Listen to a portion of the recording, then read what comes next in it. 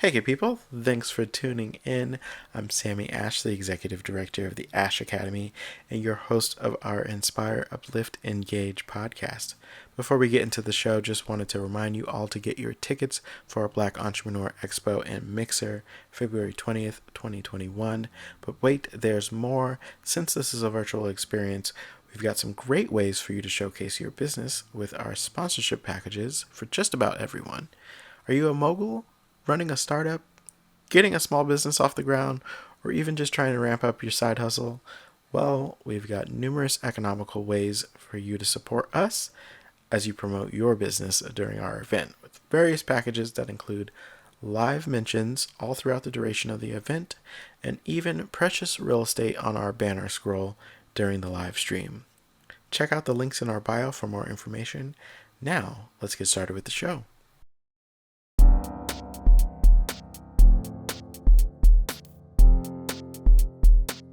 Welcome back, everyone. I am Sammy Ashe, the Executive Director of the Ashe Academy, and you are here for our Inspire, Uplift, Engage podcast. Our first one-on-one interview of season 2, we have Jay Bailey, aka Indescribeabull. She is an Atlanta transplant from Memphis, Tennessee, so shout out to both. She is known in the internet slash the interwebs, as I like to call it, as a singer-songwriter who has merged these talents to create musical parodies and comedic skits. She is quite the following, so through all of this, she's been, with all the growing exposure, able to expand her services to jingle writing for small businesses. Plus, she has launched a clothing line, OK2B Apparel, where she fuses fashion and activism as a reminder to Black people that they are beautiful and worthy just the way they are. Thank you so much for joining us. That made me sound really busy. Right? That's important. Busy's good. Busy is good. So I just want to kind of go through like your career and see like how you got into everything. Because a little backstory, I remember you did a parody of I want to say India Ari's video song. And I was like, okay, It was about being broke. instant like and follow on that because I love India. So amazing work all the way through this pandemic. I have been living off of your videos, so appreciate all of that work. And you cut up like the rest of us do, so I do. Petty and Proud Gang appreciates. I do dabble in pettiness. I do. I dabble a bit, a smidge, So let's get started. How did you get into the arts? I mean, I guess I've been a member of like the artist community for pretty much my whole life. When I was about 5 years old, I found out that I could sing. My mom, she made me audition for the church choir. And I thought, at the time I didn't want to do it because I was like, this is awkward. Like I don't really know how to sing. Maybe I sound kind of decent humming around the house or something. But she, in true Black mama fashion, she was like, no, you're going to get up there and sing. And I realized I kind of liked it and I wanted to learn more about it. So I did that. I started writing poetry when I was about 8 years old. Little silly elementary things. But I went to school for English literature. And so that kind of helped me become a better writer as well. And then, I realized I had a teacher in college who said, I've always been the class clown. I was voted wittiest my senior year of high school. And so I've always just kind of acted up. But I did good. I had good grades. I wasn't just like cutting up like that. But she, this college professor, she told me, I would always clown in her class because she was cool like that. And she said, if you take some classes and you work on like your delivery and your structure and everything, you could really be a good stand-up comedian. And I looked at her and I laughed in her face. I thought that was I was like, okay, lady, like whatever. But at the time, I didn't understand what social media could do and how to use it in order to actually make that a reality. And so, I started doing parodies, skits. I would, get with some of my friends and any type of funny concepts that we could come up with, we would act them out and post them. And then I realized, I was like, hey, people like music. Let me, Weird Al Yankovic from the 80s Hmm. huge inspiration. I follow him on Instagram. If he follows me back, I'm gonna die.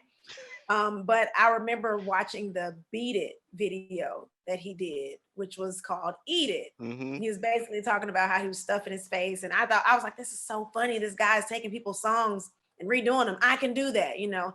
And so as the years went by, I started to get into that, and I've loved it. Like I just posted something on Instagram surrounding, you know, everything going on with the presidency.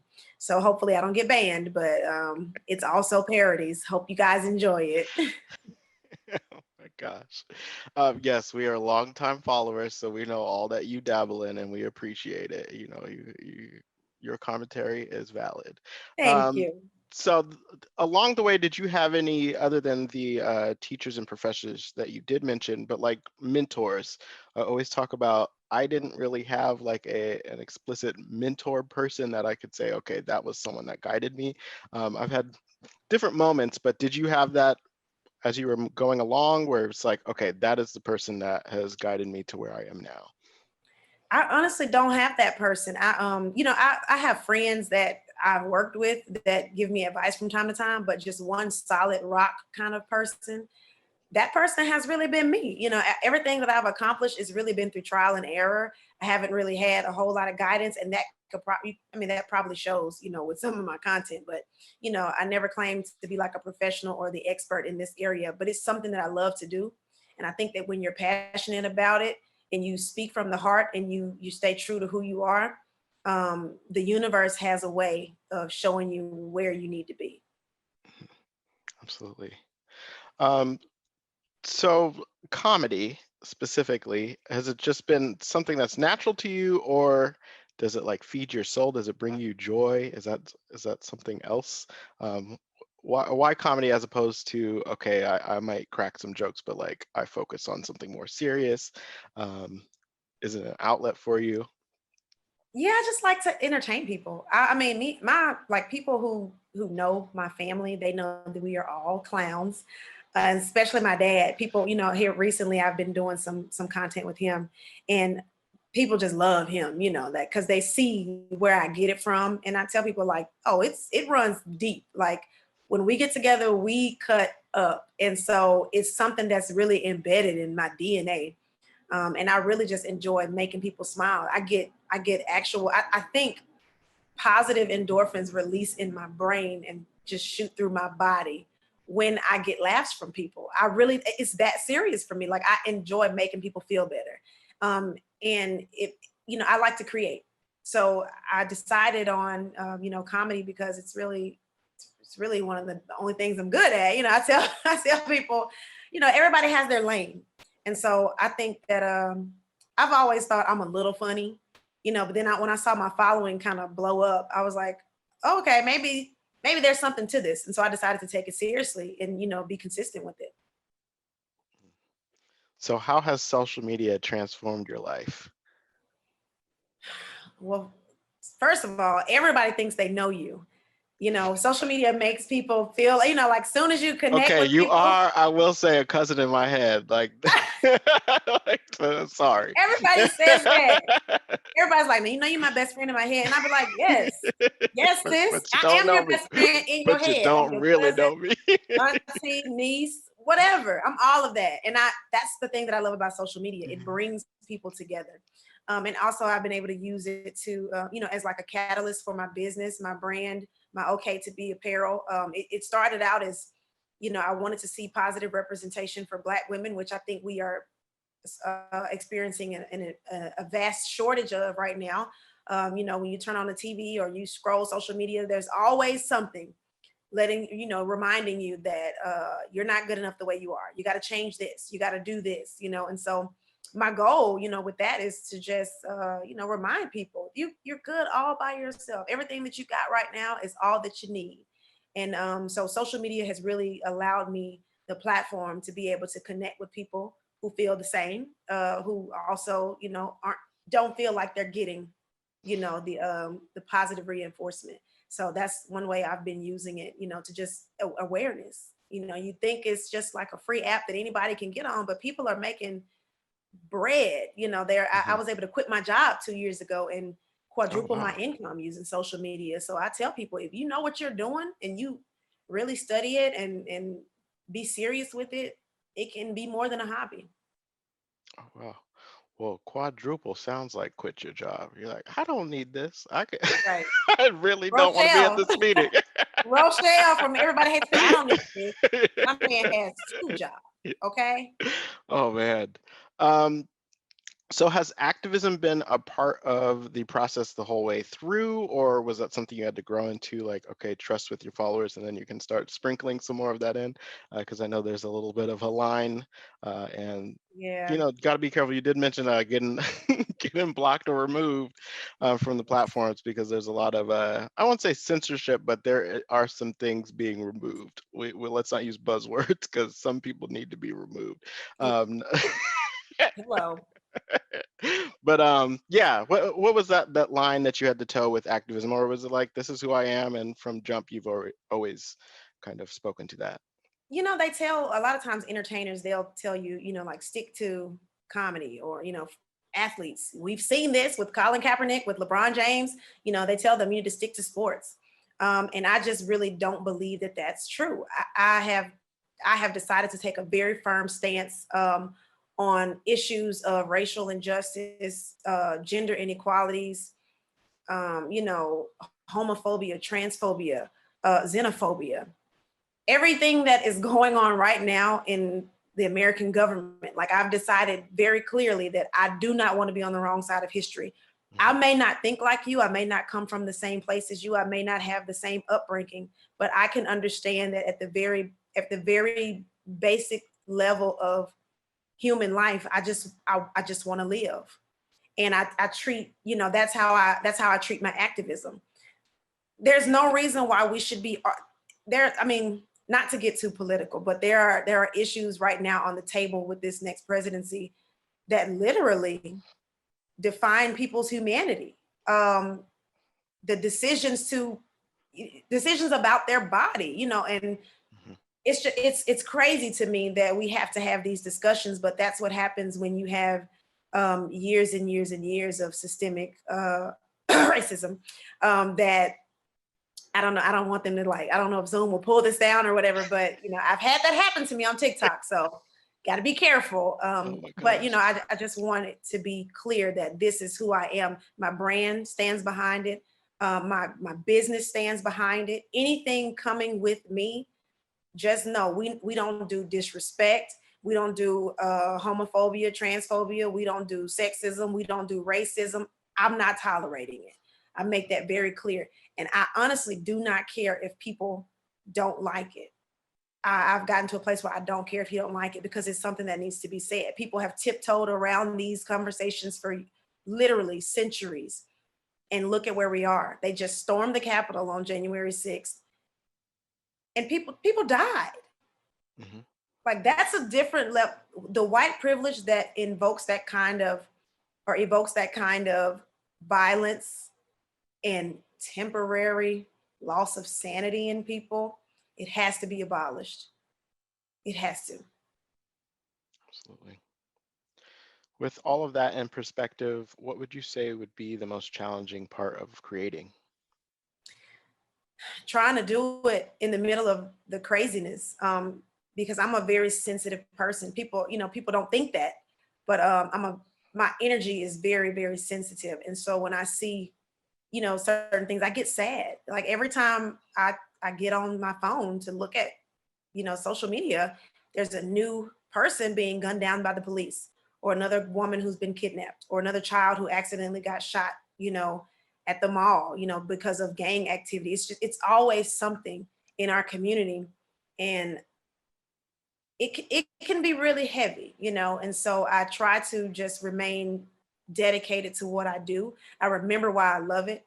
And I also try to write about those experiences, the things that are happening that kind of sometimes are heavy. I put them in song. That's the way I express myself. And believe it or not, people relate to it, because sometimes in that very moment, that's what they need. They need, something lighthearted, maybe not as heavy, that,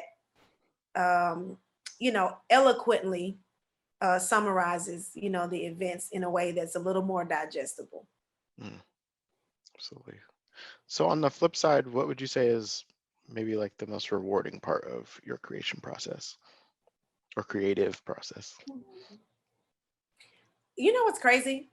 The best part to me is like when I'm making the songs. Like I always, whether it goes viral or not, I'm always like in my little studio, like, oh yeah, this is fine. Like this is fine, and then child, I get 300 views, and I don't care. I love it. I love the process. I love being able to create. And so many people have shared with me, and they're like, "Man, I wish I could do this and I do that." And I don't see it as a way to be arrogant or be cocky about it. But I love what I do. I really do love what I do, and I love the way that I'm able to do it. So that's the most rewarding thing for me. And of course, to see people's responses when they laugh in the comments and share with their friends and tell their mamas. That's always a plus. Awesome. Okay, so we're going to talk about viral and going viral. You have some notable people follow you. I'm not going to name drop them, but I saw who we both were following, who in my followship was following you as well, and I said, "Oh, okay." So this is what we doing. So, who was the craziest person that you saw? Like, okay, this person follows me, and you were like, okay, I'm at the next level. I made it. So I have two small, not small ones, but two people kind of.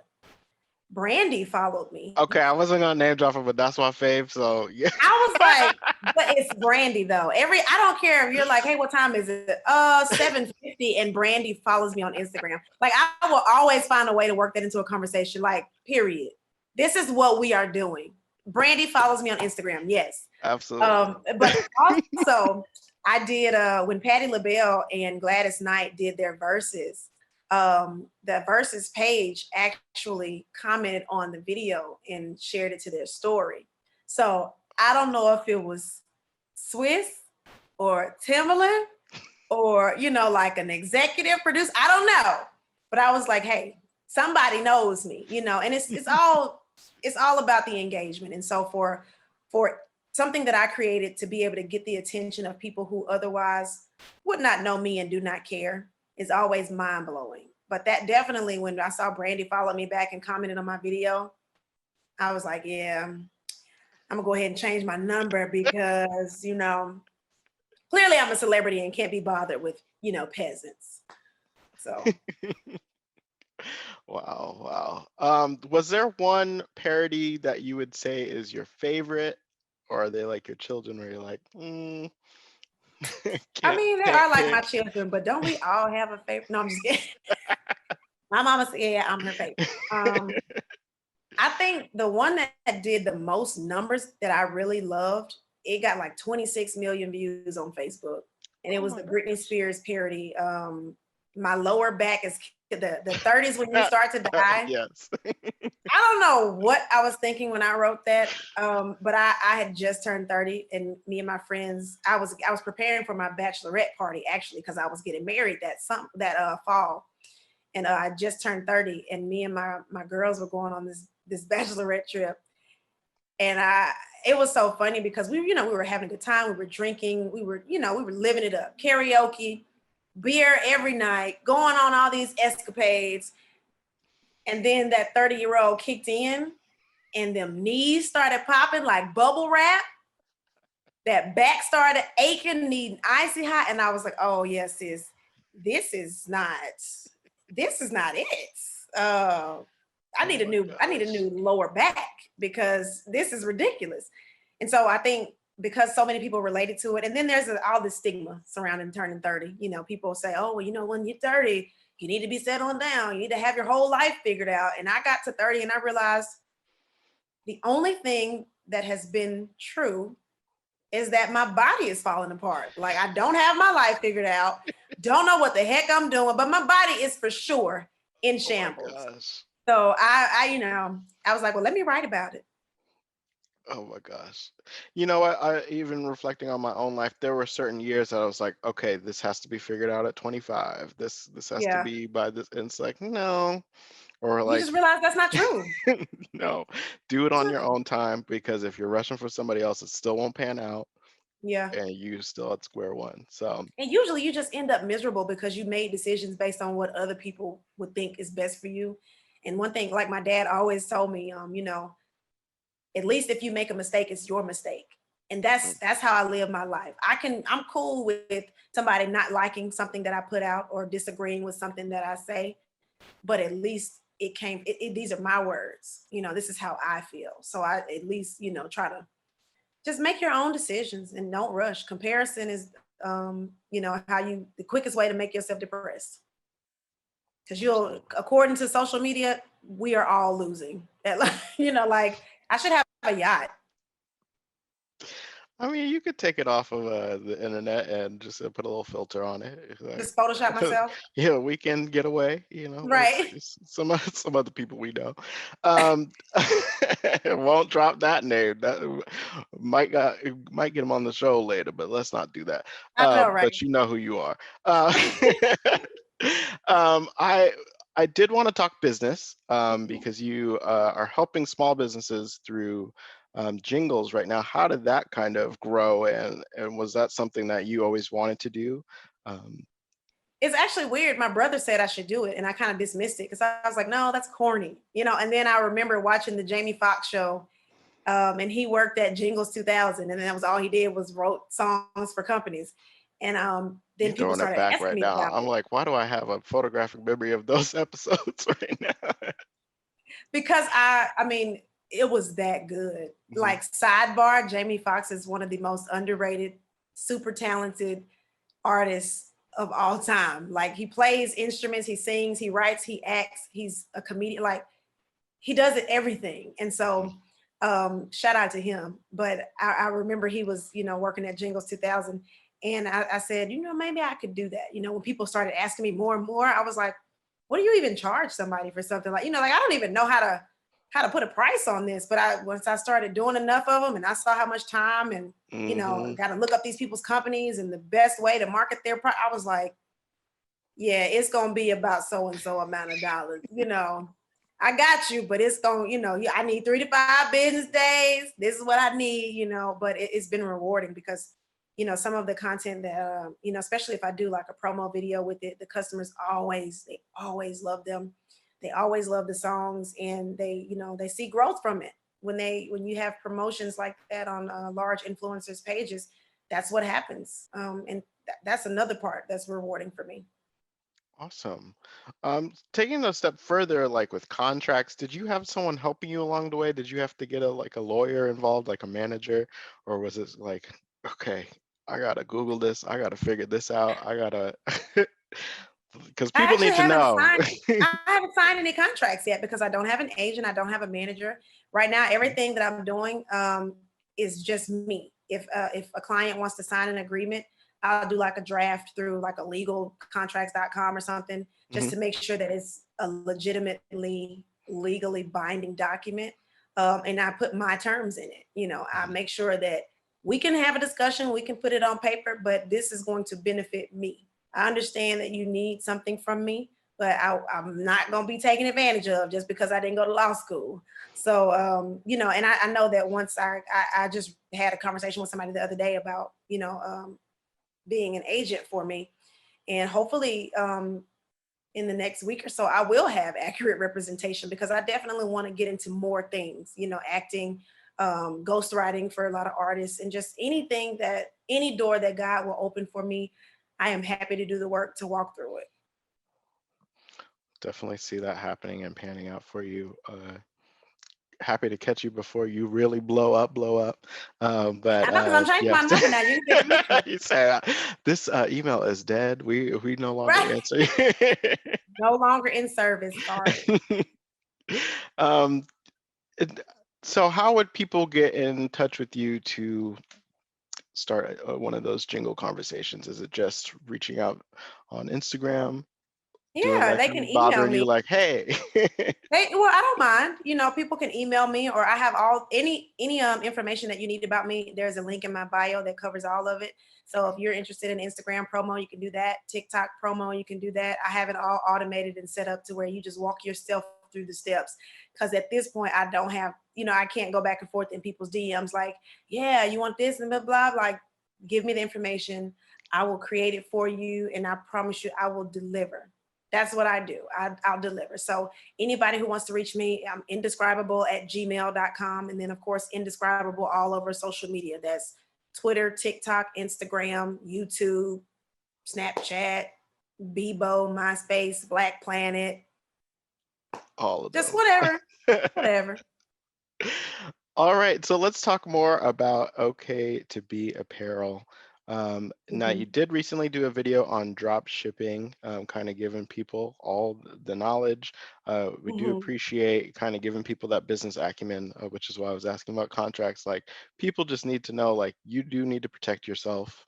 Right. And just like how to start things, because you're like, oh, I wish I had that, or I wish I could start my own. Was it difficult for you to make that decision to, I know you spoke to the activism piece of it, but to kind of transition into, okay, I create music and parodies, videos, but like to change the lane and grow your brand really? Mhm. Was Well, it the good thing was about having a large following is that once people have bought into you, it's easy to sell them things. And it just so happens that this particular brand has a really awesome message. And so it's like a 1-2 punch. You know, people buy from people, they don't Mhm. buy from companies. My followers like me, they're interested in me. And so they want to support anything that I have going on. And so it wasn't difficult to make the decision to go into business. At first, it was kind of like, I'm going to do this on the side and see if it brings in some extra money because this is something that I'm passionate about. But, you know, I know that it has potential to be more than that. So I learned as much as I could, and that's why I'm sharing the business tips with my followers, because the trial and error is such a beast. Like when you just don't know, it's hard to find out what like. You've ever heard the phrase, "You don't know what you don't know." Mhm. It can be really crippling, and especially for Black people. It's not that we're not smart enough, it's not that we're not capable. We just really don't have the resources and the information that we need to make it happen. And so I made it my mission here, just at the bottom of the year, that I wanted to provide that service to people at an affordable rate and be able to just help them learn. There are ways to make money in your sleep. And if you want to, not even to get rid of your 9 to 5, but just to be able to live comfortably, because Mhm. so many of us are working, maybe 2 or 3 jobs, and trying to make ends meet, driving for Uber on the side, freelancing, and we're having all these multiple streams of income that aren't really generating significant money.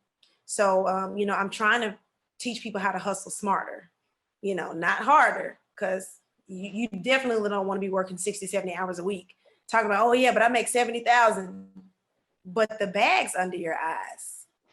I mean, at least they're designer, but you're falling apart because you're not getting, you can't even sleep properly because you got a million and one things going on. And so that's my hope, is that people are able to find a way to offload some of this stuff, do it a smarter way, and be able to meet their needs. Just live comfortably.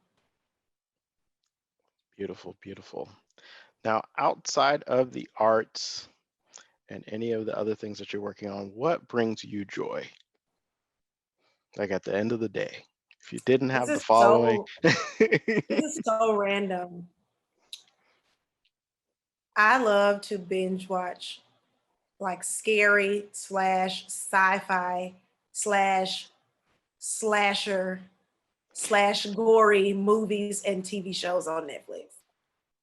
So I've been through American Horror Story. I was about to say, is Bates, it American Horror Story? I Yes. love American Horror Story. Bates Motel, crime shows. I love Criminal Minds, The Blacklist. I'm a huge like movie TV person. Like I know my husband is tired of me because every night I'm like, "You want to have date night?" And he's like, "No, I'm trying to watch him." I'm like, "Okay, well, I'll pop the popcorn." But I love it. I love it. And it's a nice way to unwind. It's just kind of relaxing, even though the content might be a little questionable. But it's just something to, I don't have to do a whole lot. I can just relax, watch something that I enjoy, and doze off until the next day. That's an interesting way to fall asleep, but I think that I'm is surprised I don't have nightmares.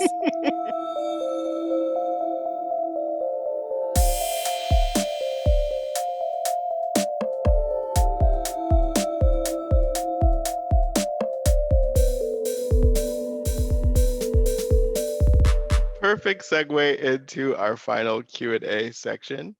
Um, so, who is your biggest inspiration? Like my why. Your Definitely my who, your mom. why, My your everything. my mom. Definitely my mom. Because I hope if she sees this, she doesn't take it the wrong way. But she's one of those. She was born in the '60s. Very smart woman, um, but didn't have the resources that and the information that she really needed to kind of flourish. She's so talented. She's such a kind person, and she's one of those people that had. I feel like she might be somewhere else if she had been pushed and supported the way that she has done for me. And I feel like I owe it to her to accomplish every single thing that I can. So her sacrifices won't be in vain. And I really appreciate every single thing, every conversation we've had when I've been up crying about nonsense and she listened. If I needed advice about the same thing she told me not to do, the arguments, the back and forths, all of it. I'm grateful. And she is definitely why I do what I do. Obviously I love what I do, so I'm going to do it regardless, but I feel like I will try to just protect her with my life and just anything that I can do to make her life easier and more convenient, I'll do that. So if it means I got to write 50 parodies a week, I'm writing 50 parodies a week. Beautiful, beautiful. So, who do you hope to uplift with your work? Everybody. Specifically Black women, of course, like my brand is geared toward Black women. But I think there's something for everybody because who can't use a laugh, especially with the current climate of, America. We all need something, just to lift our spirits. And I proudly take on that responsibility and try to just, reach everybody, reach anybody, really just reach anybody. If I touch a heart, somebody, I've had people, it's always kind of sombering to me when I get a DM or an email and somebody says, I contemplated taking my life today. Oh, wow. And I saw something that you posted. And, I hadn't laughed like that in months. And I'm just like, I'm not even that funny. I always get so emotional, but I love, love, love the impact that I have on people because it really is life changing sometimes to just give somebody a smile. It really is great. Those personal emails will fuel you, and you'll Mhm. be like, okay, this is why I do it. All those This little is it. This bad is why. days, Yeah, those get wiped away. You're like, okay, that makes it email worth just it. absolutely, absolutely.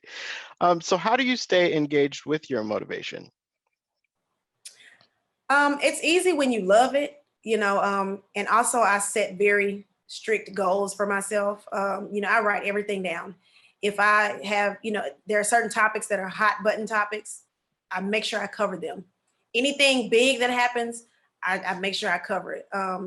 And the challenge is always to make it funny, which sometimes it ain't, like everything going on in the White House, it ain't funny, but we try to find the humor in things.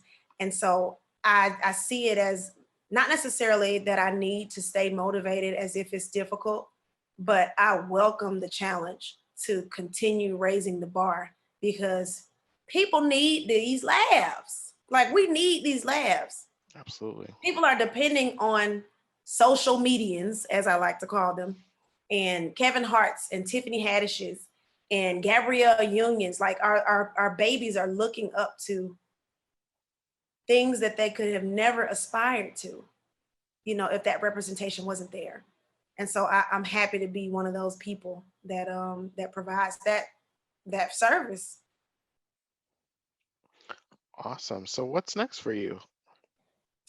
Well, I just started working with Katie Bow, who was one of the top radio hosts here in Atlanta for about 30 years.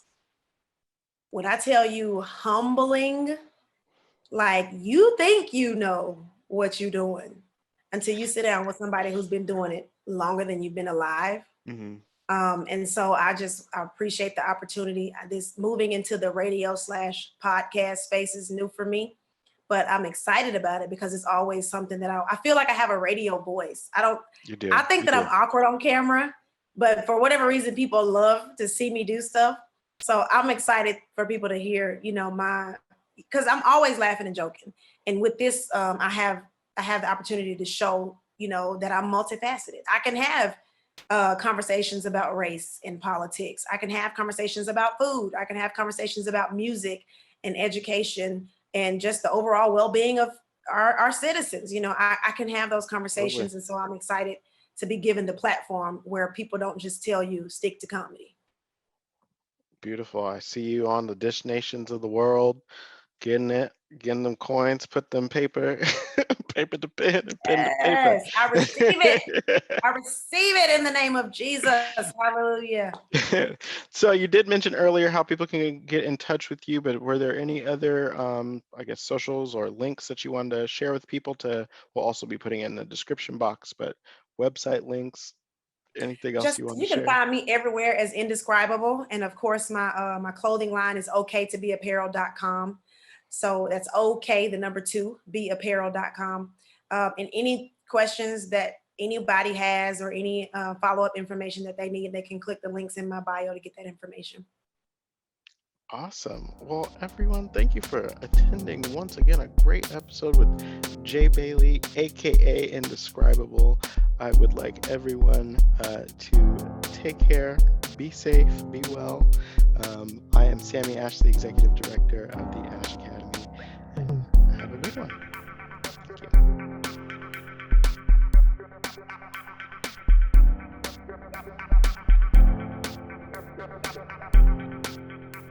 Thank you.